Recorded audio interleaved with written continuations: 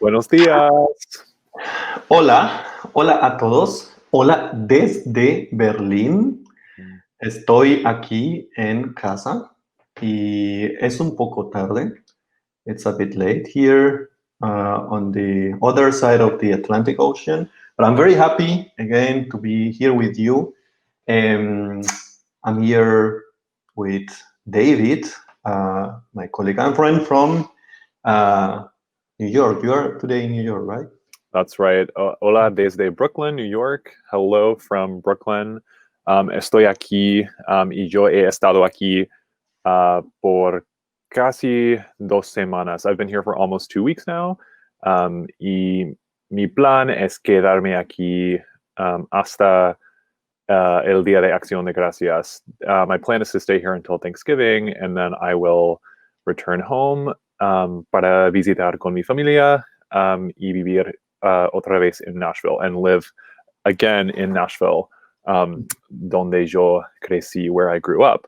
But enough about me. David, ¿cómo está todo? ¿Cómo estás tú? Yo veo que hay muchas paredes blancas detrás de ti. I see there are a lot of white walls behind you. ¿Qué tal? What's going on?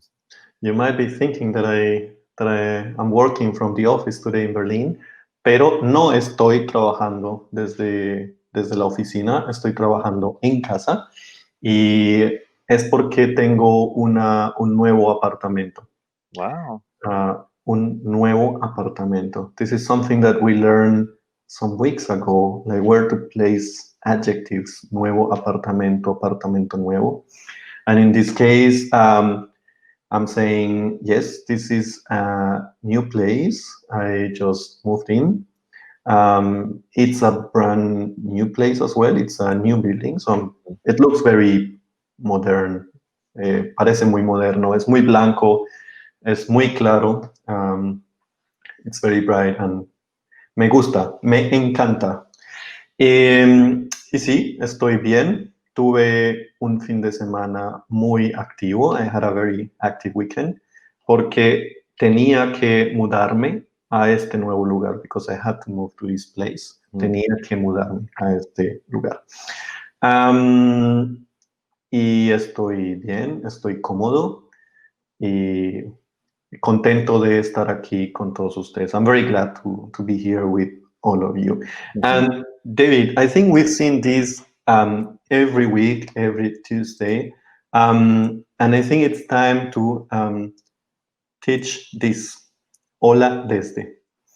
Because I'm always happy to see people from all over the United States, even from desde Inglaterra.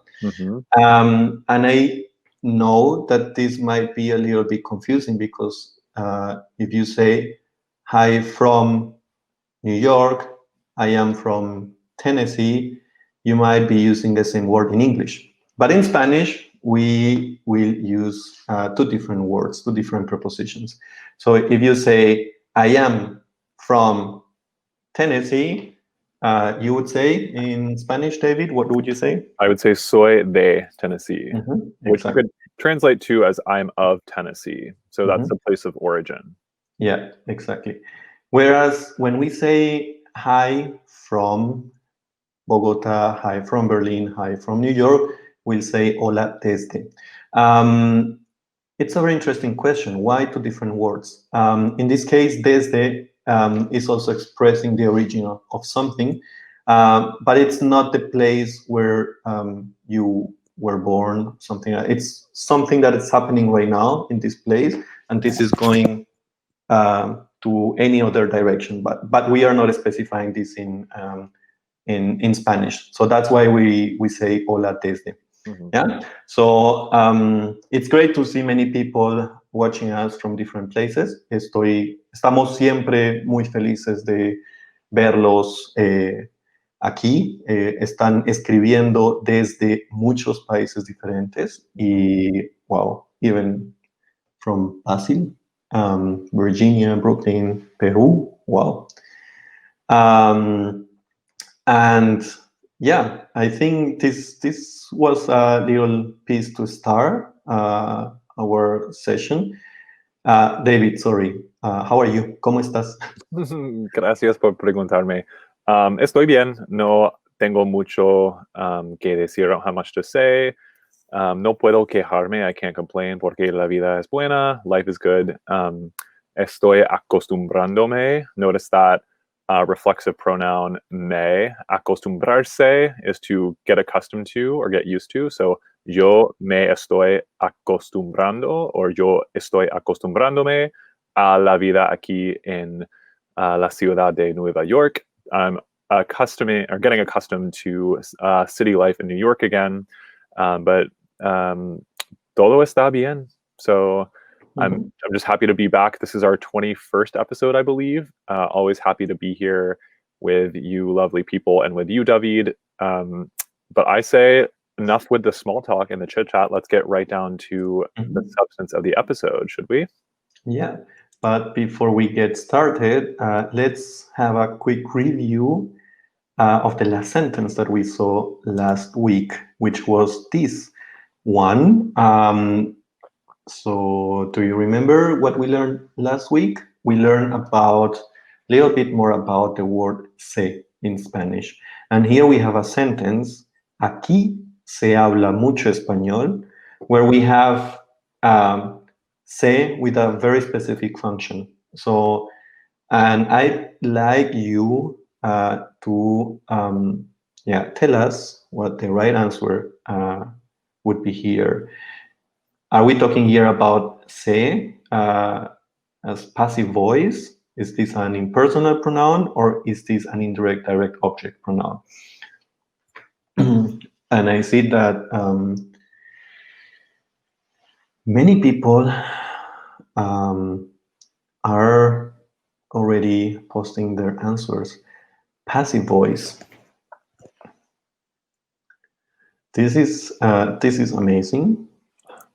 It's passive voice because here we can say it's being spoken. It's spoken, which is clearly passive voice.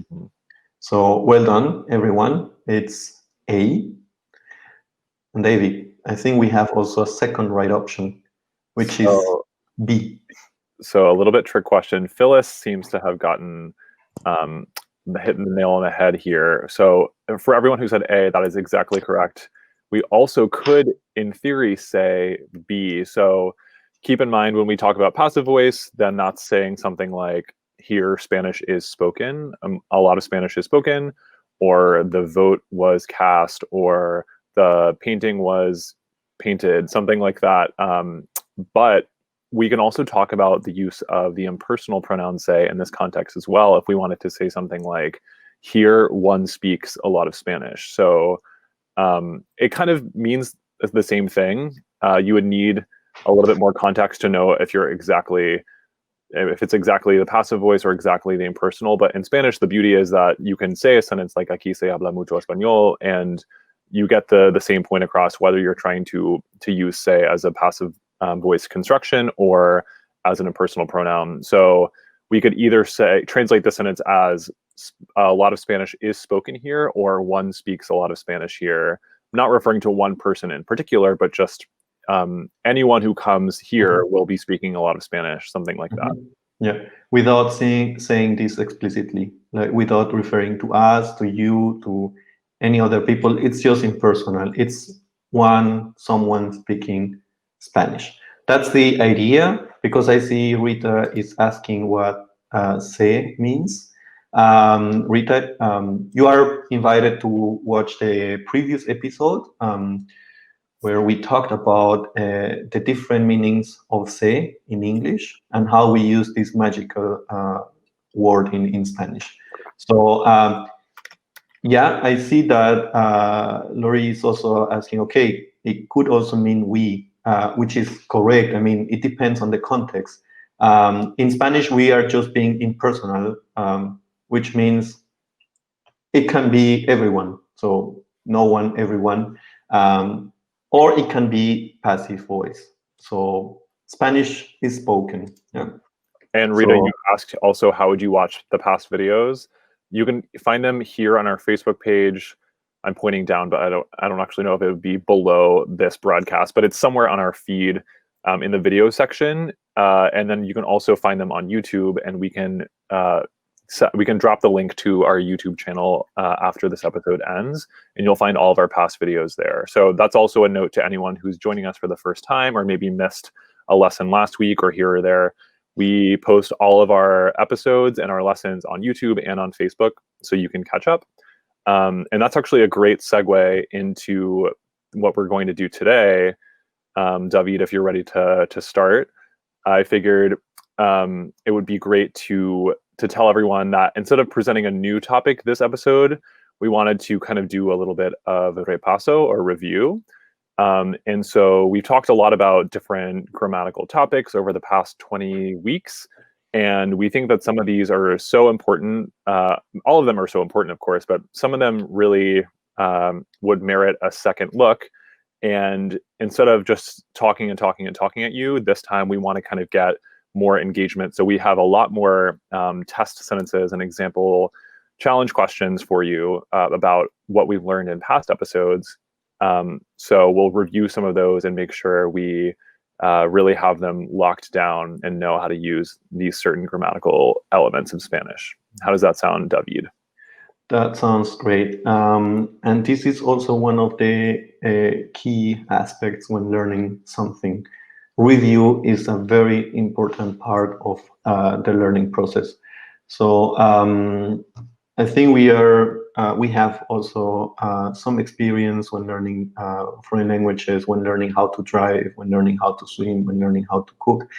And practice makes perfect. So let's start practicing here today, because as David mentioned, we brought some sentences, and we'd like to start with this very, very difficult topic, the difference between ser and estar, which is something that we presented some weeks ago, I think 3 months ago, ser and estar. And we'd like to start with this sentence. And pay attention to this, because here we have two verbs. We'd like you to guess correctly. So it's about ser and estar. Both verbs mean to be in English. And don't worry if you don't know the answer here, or if you're not sure about it, because we are going to learn here together. We are going to review this together. So let's start with esta mujer, mi hermana. Ella, profesora. This woman is my sister. She's a professor. So yeah, again, so you know the game. We have here 4 options. A, es, está. B, está, es. C, both es. That means both ser, or both estar. That would be the last option.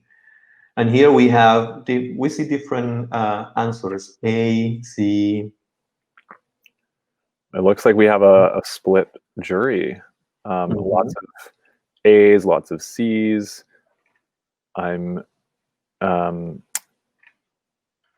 Yeah, I see how this could be a little bit confusing. I think we see lots of C's and A's. So maybe we can start with the first verb. I think everyone agrees with the verb es. Ella, esta mujer, es mi hermana. This woman is my sister, which is correct. That's perfect. So the right verb there is ser. Why is this the right answer?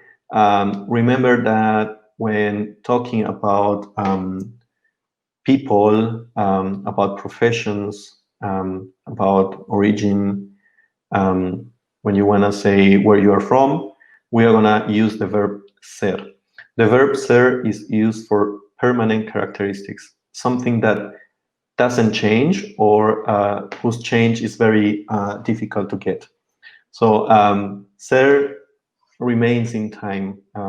It's stronger than estar. So if we are saying that this woman is my sister, this woman will be my sister forever, as long as I'm alive. And with that explanation, let's move on to the next sentence. Ella, profesora. So, David, what would be your input? The input that I have is that when we use, or when we talk about occupations and jobs, we use the verb ser. So even though a job that you have might be a temporary thing, in Spanish, the rule is that we treat it as more of a permanent sort of characteristic of someone's identity.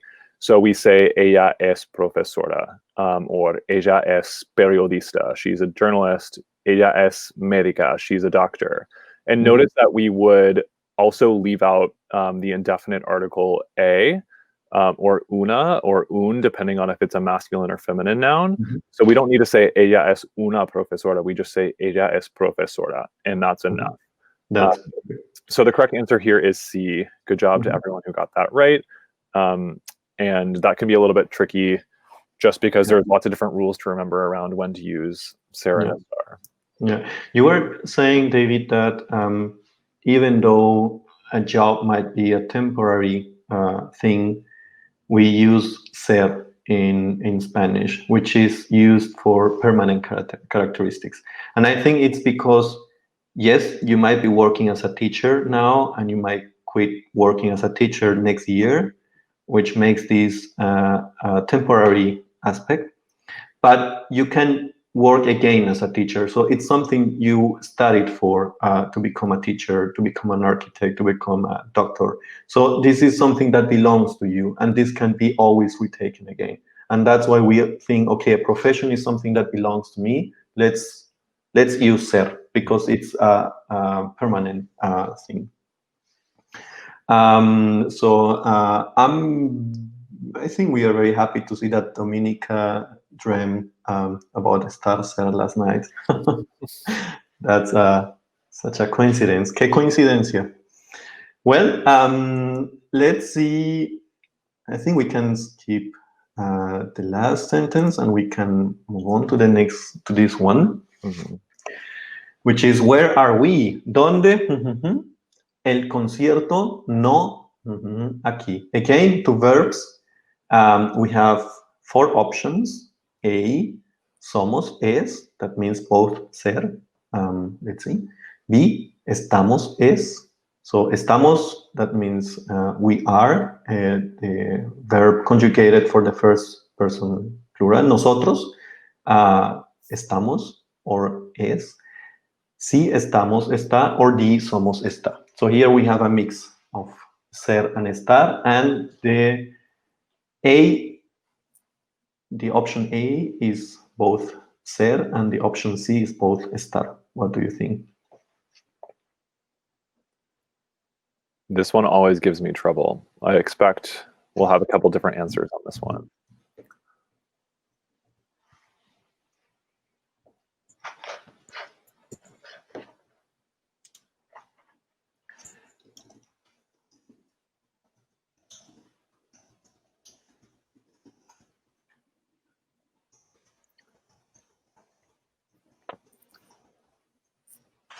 So we just collected a couple of answers.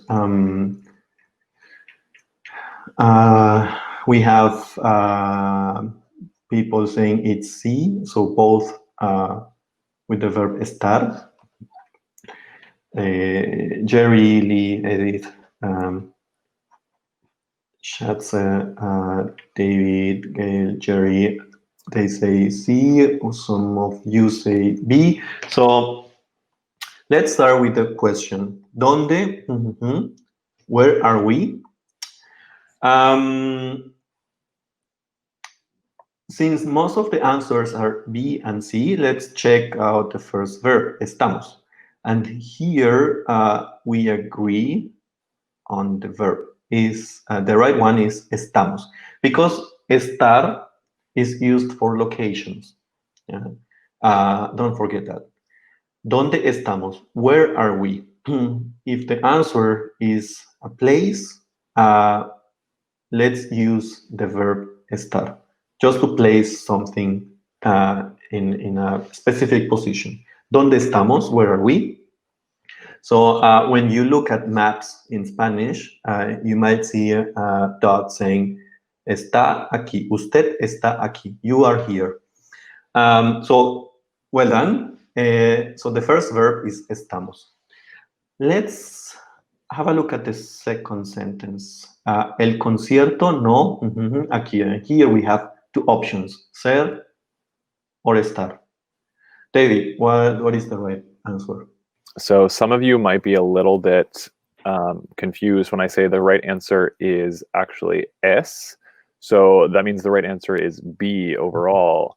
And this is because if you remember many months ago when we talked about ser versus estar, we said that even though estar is used for location, donde estamos, yo estoy aquí, we use ser to talk about where something happens or where it takes place. So el concierto no es aquí. The concert isn't taking place here. It's not here. It's not happening here. And that is a very subtle distinction that is sure to cause you a lot of trouble because it always causes me trouble too. But when we talk about an event happening somewhere, the event isn't locked down in one place or the other. It can happen somewhere and then it goes away. That's different than, well, I guess that makes it more confusing because estar is also temporary placement, donde estamos. But I guess there's no better way to put it than just to say this is a rule you'll have to kind of commit to memory. El concierto no es aquí. La fiesta no es en mi casa. The party's not happening in my house. Stuff like that. I think it's 99% of the cases with locations where we need estar, because we are always placing things. ¿Dónde están las llaves? Where are the keys? Estamos en casa, or estuvimos en Italia el mes pasado. We were in Italy last month. So when we are talking about where something, where we were, then let's use estar. There is only this little exception with events, as David said. If we are talking about parties, about concerts, about theater plays, let's go with ser, because this is an event and we are saying this event is taking place. So when we can add this verb taking place, then let's go for ser. El concierto es en el parque. The concert is taking place in the park. That's it. That's the only exception that you need to remember. Only if it's about events. Any other location, go with estar. Yeah.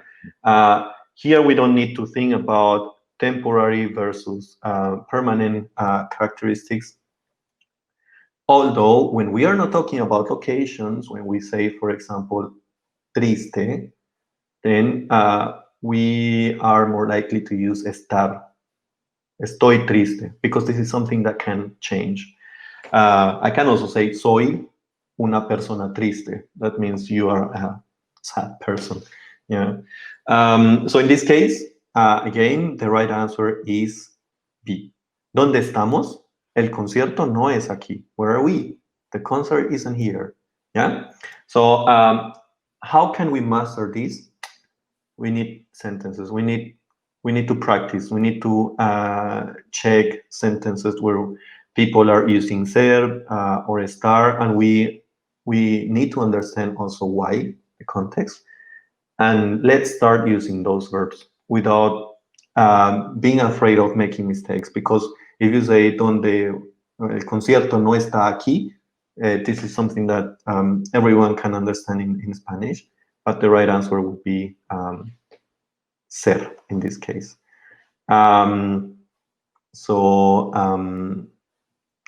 Dana is asking, so the same would be true for la película es aquí. Yes, if it's something about watching a movie with friends, if that's an event, that's something that we plan, this is a plan, the plan is taking place here, at home, at my place, at someone else's place. So yeah, correct. There you would say, la película es aquí. Awesome. David, let's move on to the next sentence. Okay. This one is a little bit easier because here we only have one cap blank to fill in. Marco ahorrando dinero para comprar un nuevo coche. Marco is saving money to buy a new car. Which option is the correct one? A, es, or B, está?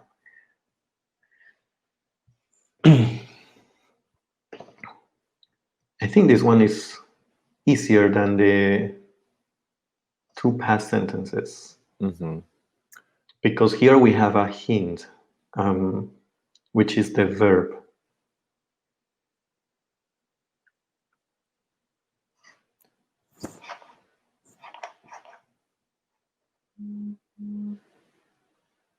Okay, so I see about half and half again.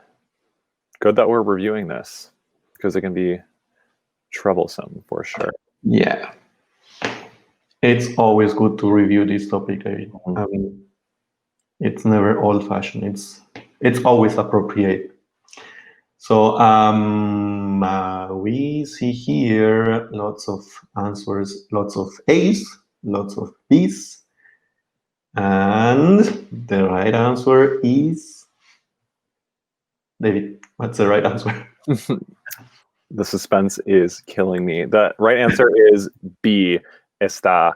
Marco está ahorrando dinero para comprar un nuevo coche. So this is a specific construction in Spanish that is known as the present progressive, but it's kind of just the same thing as the ing form in English, and you need a special form of the verb with this ending ando or yendo attached to it, depending on the ending of the verb itself. So we have the verb ahorrar, to save, and we make it into ahorrando, which means saving. So then we have to decide, okay, ser or a star, which one is it? And we choose a star because a star is used with this present progressive. And a good way to think about it is because a star is typically more for like progress or condition. I'm sorry, I can't think straight today. For temporary or non-permanent states, if someone is saving or someone is running, someone is painting, someone is currently completing an action in progression, then it's likely that that is not going to last forever. So Marco is saving, but his goal is to save enough to buy a new car. So he's currently in the process of this temporary state of saving, está ahorrando, but soon or at some point he won't be anymore. So it's kind of a non-permanent state that he's in. Yeah, this is actually very helpful if we see it like that. Like this is something temporary. And yeah, if you see verbs ending in ando, yendo, they might be always following the verb estar. There are some other special constructions with the gerund, with these verbs ending in ando, yendo, but in general, we use estar. Marco está ahorrando dinero para comprar un nuevo coche. Marco is saving money to buy a new car. So since this is the topic now, Jaron, we thought, okay, why not a sentence like this one? Estamos a cocinar. And here we'd like you to type in the whole verb aprender to make it fit the sentence. So here we have the opposite. Here we are not asking about the verb ser or estar because we already know that when using verbs ending in ando, yendo, we need the verb estar. So now we'd like you to build the sentence, to add the verb that's missing, and it's in brackets. So we are learning to cook. How do we say that in Spanish?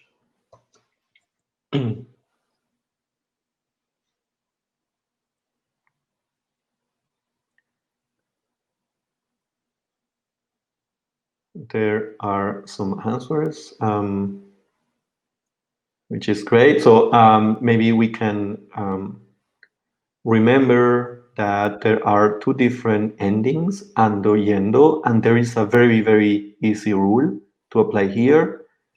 If the basic form, the infinitive of verb ends in ar, like hablar, cocinar, estudiar, then we'll drop this ending and we will add ando. Hablando, estoy hablando, estoy cocinando, estamos jugando. But if the basic form of a verb, the infinitive form, ends in er or ir, then we need the ending yendo, which is great because I see here, I see the right answer here, Lisa. That's great, and everyone who wrote aprendiendo, that's the right form. Estamos aprendiendo a cocinar. Yeah, that's perfect. It's great. Estamos aprendiendo. So don't. It's about dropping the ending er here and adding yendo. Aprendiendo, hablando, estudiando, and I think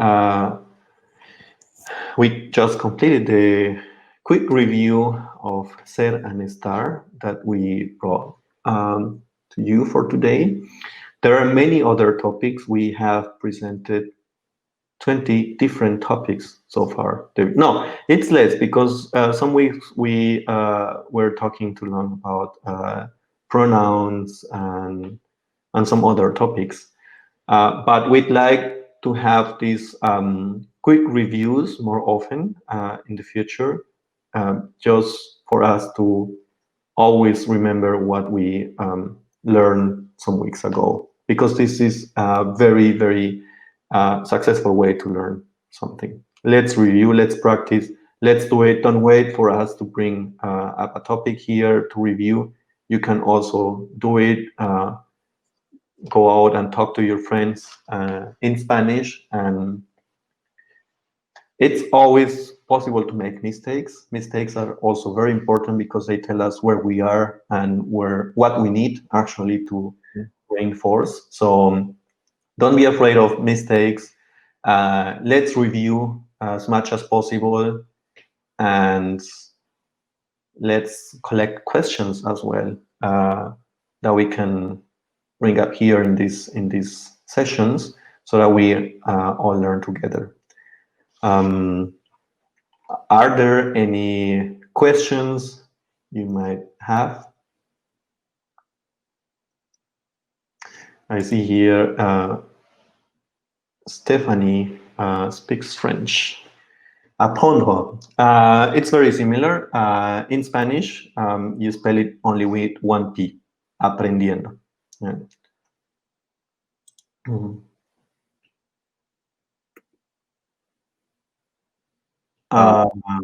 Okay, so Wendy said it would be helpful when you do a review if you could also tell us what week we originally learned the topic.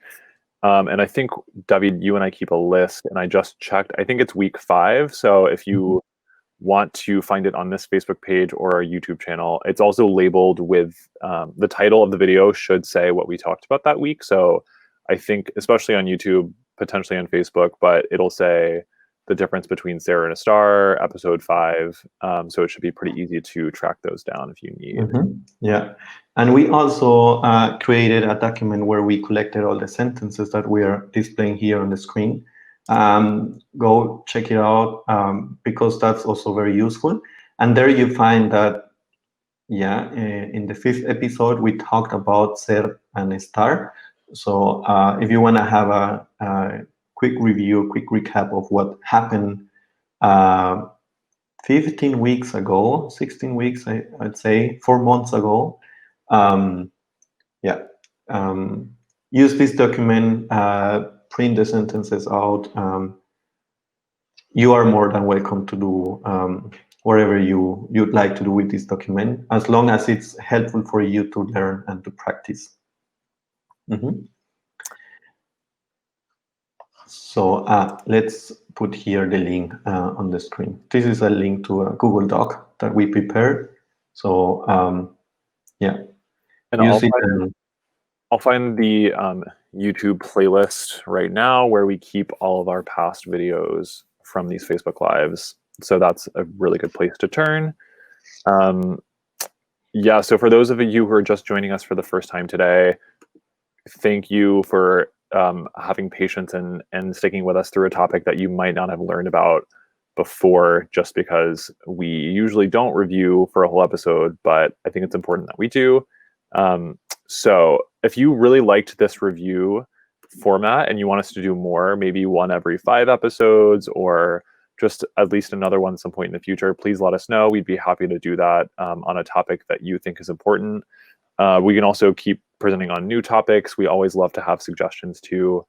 And we are just happy to help you in the ways that you need. So I see Kelly says a lesson on imperfecto and indefinido would be great. We definitely want to talk about the past tenses of Spanish, the subjunctive, the imperative, telling someone to do something as a command, all sorts of ideas we have. So yes, perfect. Okay. Yeah, we are going to learn more about tenses, verb tenses as well in Spanish. So this is also on our list. It's also very helpful when you tell us what you'd like to hear from us, reviews, topics, questions. Please keep commenting because this whole idea is for you. This is to support you in your learning process. So imperfecto versus indefinido, yes, we'll tackle this very soon. And Lee is asking, is this also available for German? This is mainly now for English speakers in Italy, in Latin America, in Germany, and we are planning to, so we are running tests. These initiatives are also very important for us to know what people would like to learn. So yeah, we might be planning something for German very soon. Okay, in the meantime, I'll go ahead and post some links to some helpful resources. So when you're not with us at 1 p.m. Eastern time on Tuesdays, seeing our beautiful faces and asking questions, you can also connect with us and other members of the Babbel team on social media. I help moderate, as I talk about every week, but if you're new, you might not know there's a space on Quora called Everything Language, which is growing fast, and we always love to have new followers. And I help moderate that, so I'm posting a lot of content about Spanish and other languages too. And then you can connect with us on Facebook here on this page. Find our channel or our YouTube channel with, so the link is right there to Quora. My camera is reflected, so every time I point, I think I'm pointing one way, but so that's the Quora link right there.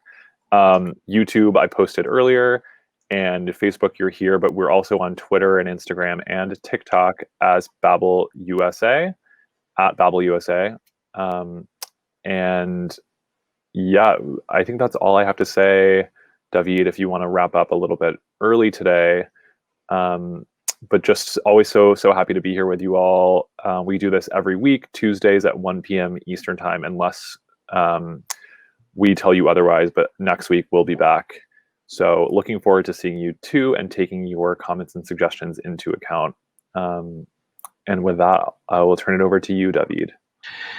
It was a pleasure. I'm always very happy to be here with all of you. I'm very pleased to see that you stayed here with us reviewing Ser versus Star. And I'm also looking forward to next Tuesday, same time, same channel. Be there and stay healthy. See you. Hasta luego. Until later. Bye.